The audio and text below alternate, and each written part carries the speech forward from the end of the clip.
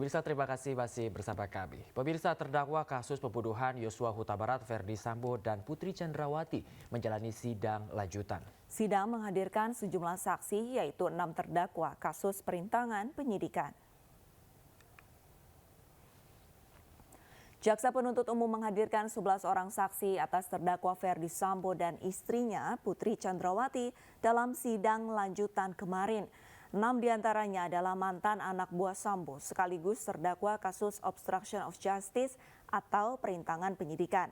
Mereka adalah mantan Karopaminal Hendra Kurniawan, Agus Nurpatria, Cuk Putranto, Arif Rahman Arifin, Baikuni Wibowo, dan Irfan Widianto. Dalam persidangan, majelis hakim mendengarkan keterangan mereka terkait perintah yang diberikan oleh Ferdi Sambo saat pembunuhan Yosua Huta Barat terjadi.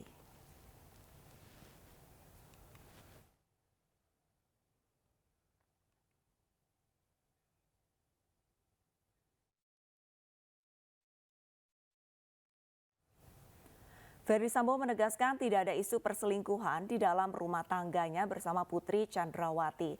Ia menegaskan bahwa motif dibalik semua itu karena istrinya telah dilecehkan oleh ajudannya.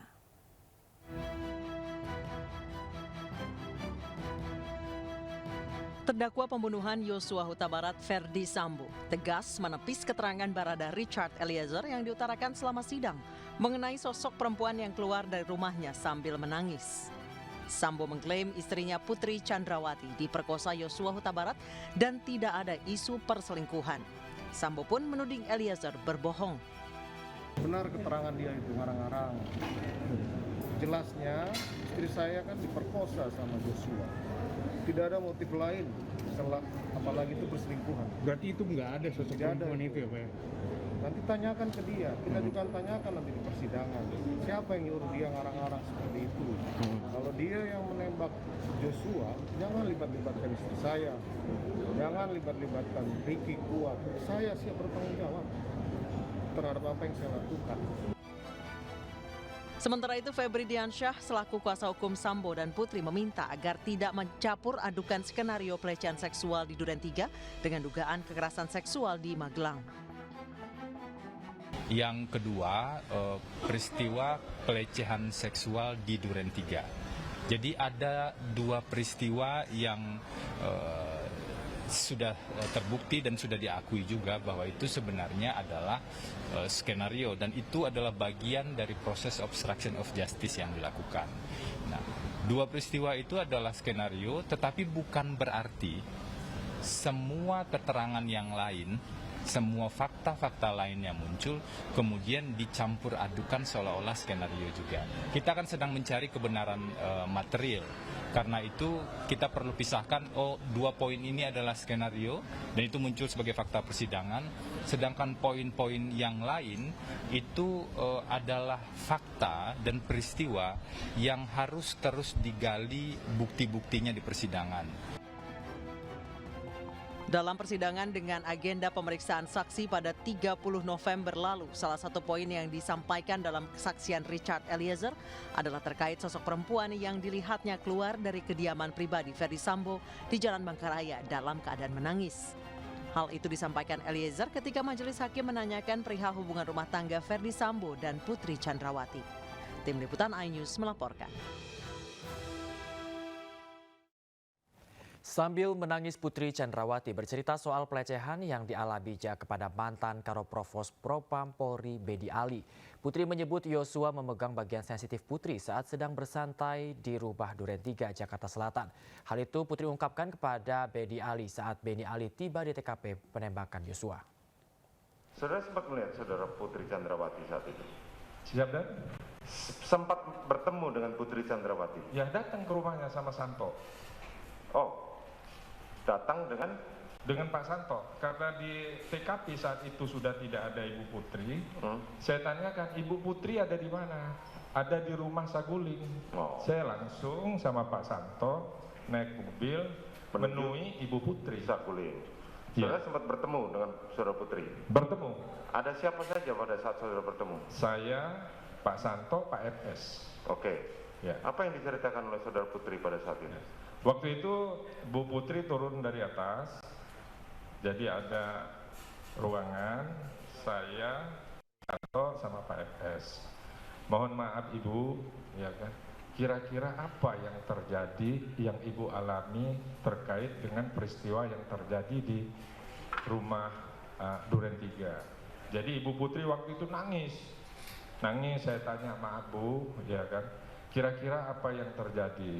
Jadi beliau menyampaikan bahwa saat itu beliau baru pulang dari Magelang, pakai celana pendek, istirahat di rumah Duren 3, sedang santai-santai, habis itu nangis lagi, habis itu Pak FS menambahkan lagi, bercerita lagi. Habis itu saya tanya lagi, gimana ceritanya? Selanjutnya si almarhum Joshua itu melaksanakan pelecehan, sehingga beliau berteriak, selanjutnya almarhum itu keluar. Apa yang diceritakan tentang pelecehan itu? Dipegang-pegang. Dipegang-pegang. Ya. Paha. Ya. Oke, terus selain itu? Ya, yang saya sampaikan itu karena setiap kita nanya nangis, setiap kita nanya nangis. Oke, lanjut. Ya, selesai itu kayaknya infonya sudah dapat, sudah cukup. Selanjutnya saya kembali ke TKP.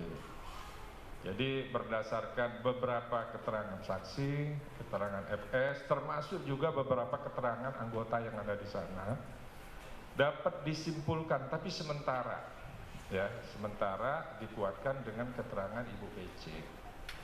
Jadi terjadi pelecehan di kediaman Kadif Propam Polri yang diawali adanya dugaan pelecehan, dikuatkan oleh keterangan saksi-saksi bukti kuat. Mantan Kepala Detasemen A Biro Paminal Propam Polri Agus Nurpatria merasa dibohongi Verdi Sambo. Bahkan Agus sempat memaki Sambo dengan kata-kata kasar karena kecewa. Gimana perasaan saudara setelah saudara tahu seperti ini bahwa ternyata tidak seperti yang diceritakan? Siap, mohon izin yang mulia, di persidangan kemarin pada saat kami diinformasikan oleh Pak Hendra, waktu itu kan saya sempat mengumpat ke beliau, mohon maaf Pak FS, waktu itu kami sempat bilang untuk Bapak, kenapa kita apalagi yang kencang? Kenapa kita dikadali? Terus saudara sampaikan langsung kepada saudara Verdi Sambo? Itu. Oh, saudara sampaikan ke Hendra. Ya. Terus?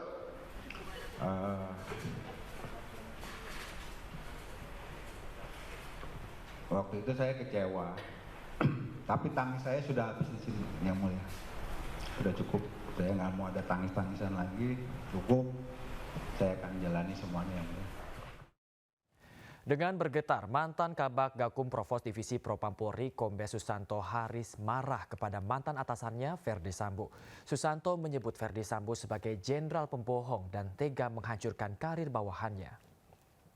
Wah, kesal, marah, jenderal pembohong, susah nyari jenderal. Keluarga kami malu, kami paranoid nonton TV, media sosial, jenderal kok tega menghancurkan karir. 30 tahun saya mengabdi, hancur di titik nadi terendah pengabdian saya. Belum yang lain-lain yang anggota-anggota hebat Polda Metro Jakarta Selatan kami. Bayangkan majelis hakim, kami Kabag Gakum yang biasa memeriksa polisi yang nakal, kami diperiksa. Sementara itu pemirsa, lulusan terbaik Polri Irfan Widianto juga curhat karirnya hancur karena terlibat kasus Sambo. Curhat tersebut mencuat setelah Ketua Majelis Hakim Wahyu Iman Santoso menanyakan peran Irfan dalam kasus perintangan penyidikan di Pengadilan Negeri Jakarta Selatan. Saudara ikut di Patsus? Siap, belum yang mulia. Saudara tidak ikut di Patsus? Siap, tidak yang mulia. Tidak di sidang kode etik juga? Siap, belum yang mulia, tapi sudah pemeriksaan. Oh, sudah pemeriksaan. Siap, menunggu keputusan sidang di sini yang mulia. Oh, saudara ikut dijadikan terdakwa di perkara ini?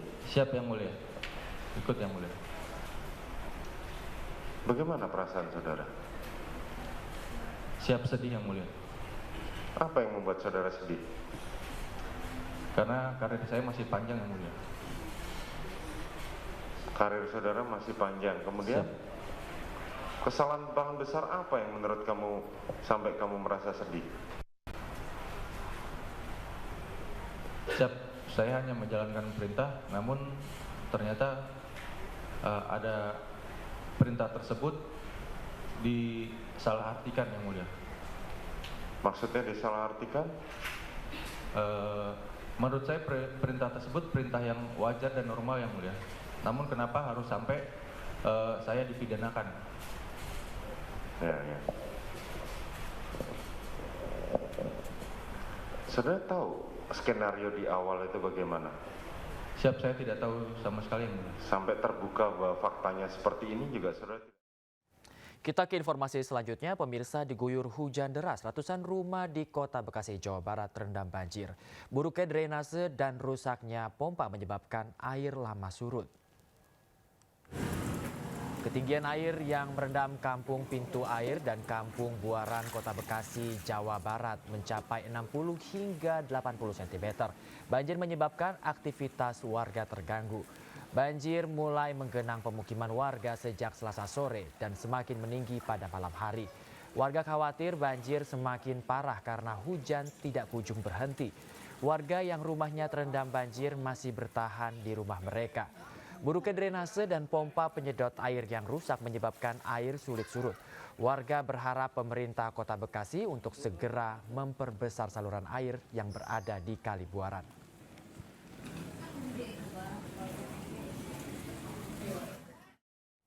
Sumur bor milik warga tiba-tiba keluar gas api besar dan menyambar warga pada saat menyalakan rokok. Akibatnya, satu warga dilarikan ke puskesmas, terkena luka di bagian muka dan tangan, serta satu dapur terbakar terkena sambaran gas api. Kobaran api semakin membesar. Dalam video amatir, sebuah sumur bor milik warga di Desa Gunung Elek, Kecamatan Kadungdung, Kabupaten Sampang, Madura, Jawa Timur tiba-tiba mengeluarkan gas api besar. Api tiba-tiba muncul dari kedalaman 30 meter usai warga mengebor sumur selama 3 hari untuk mencari sumber mata air. Akibat peristiwa ini, satu orang terluka terkena semburan api. Ya ada satu orang karena dia berusaha menutup api itu. Tapi karena apinya ini keras dari dalam, kena api wajahnya. Ditutupnya pakai apa? Pakai alat seadanya katanya. Saking dia kagetnya itu.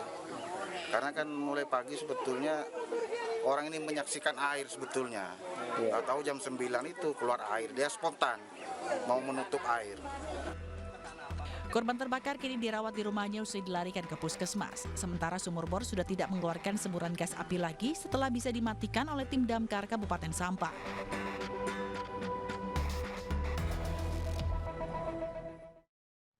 Gempa magnitudo 6,2 yang mengguncang Jember, Jawa Timur dirasakan hingga Yogyakarta, Surabaya, dan Lumajang yang saat ini masih dibayangi erupsi Gunung Semeru.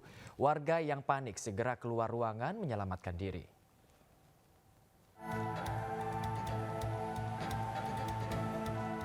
Gempa bumi kembali mengguncang Pulau Jawa. Selasa siang, gempa berkekuatan magnitudo 6,2 mengguncang wilayah Jember, Jawa Timur. Hingga kini belum ada laporan korban jiwa maupun kerusakan bangunan akibat gempa. Namun getaran gempa dirasakan hingga Surabaya, Yogyakarta, bahkan Lumajang.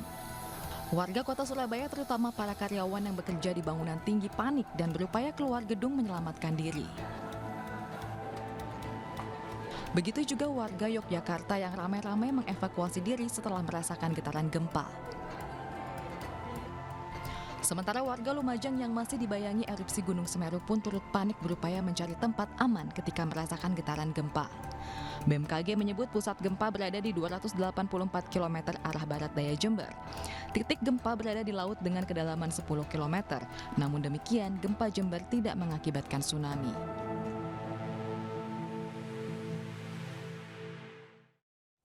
Puluhan warga dusun Kajar Kuning, Lumajang, Jawa Timur nekat pulang ke rumah mereka masing-masing demi menyelamatkan barang berharga. Sementara 5 jalur alternatif di wilayah Pronojiwo terpaksa ditutup untuk mencegah warga nekat melintas.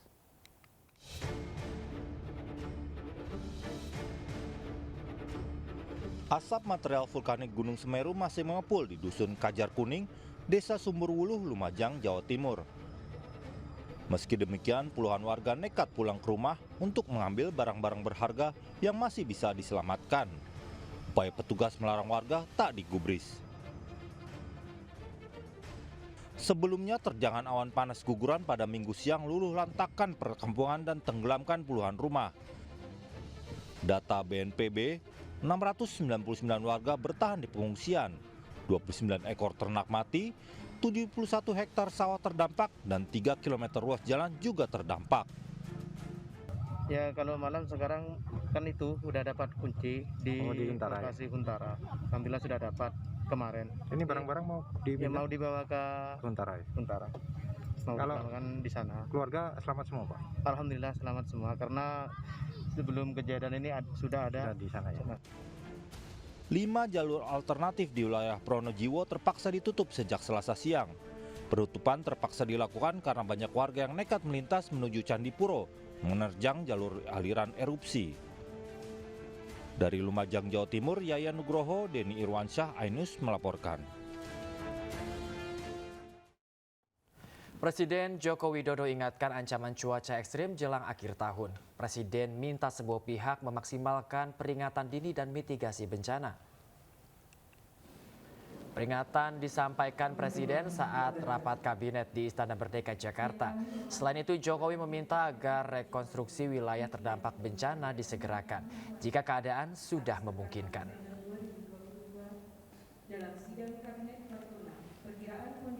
Antisipasi bencana, cuaca ekstrim, dan yang berkaitan dengan keselamatan lalu lintas. Agar kita semuanya memberikan perhatian, memaksimalkan informasi cuaca dari BMKG sebagai peringatan dini, dan juga mitigasi bencana di seluruh daerah yang memiliki potensi bencana harus diperhatikan. Beralih ke informasi lain, pemirsa, putra bungsu Presiden Joko Widodo, Kaisang Pangarep, mengikuti gladi bersih akad nikah di Pendopo Agung Royal Ambarukmo, Yogyakarta. Kaisang memeragakan setiap prosesi pernikahan dengan adat Yogyakarta.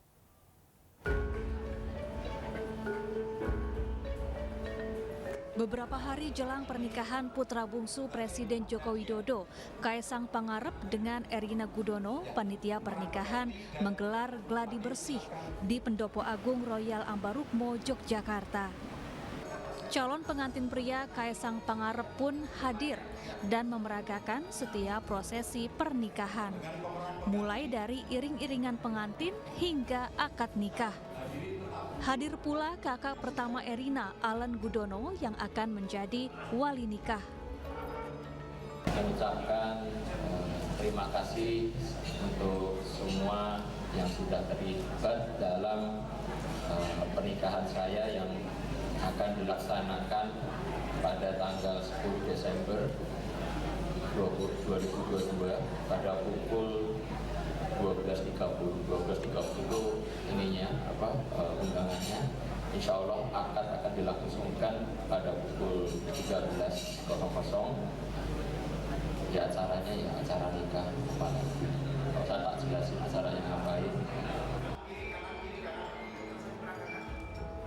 Rangkaian pernikahan Kaisang Erina akan dimulai Kamis 8 Desember 2022 dengan agenda semaan Al-Quran dan pengajian.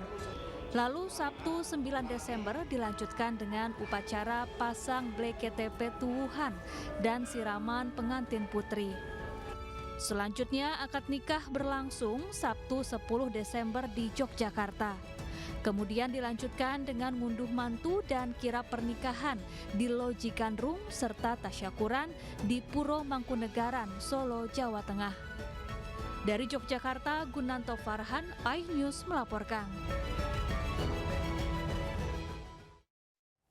Ya, pemirsa, jelang akhir tahun 2022 berbagai tawaran belanja murah digelar di sejumlah pertokoan dalam bentuk bazar tahunan.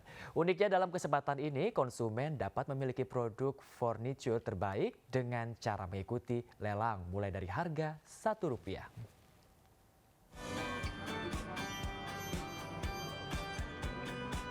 Dalam gelaran event Bazar Jilid ke-12, Chandra Karya kembali menggelar promo lelang dengan penawaran menarik, yaitu lelang nawar mulai Rp1, flash sale, dan clearance sale.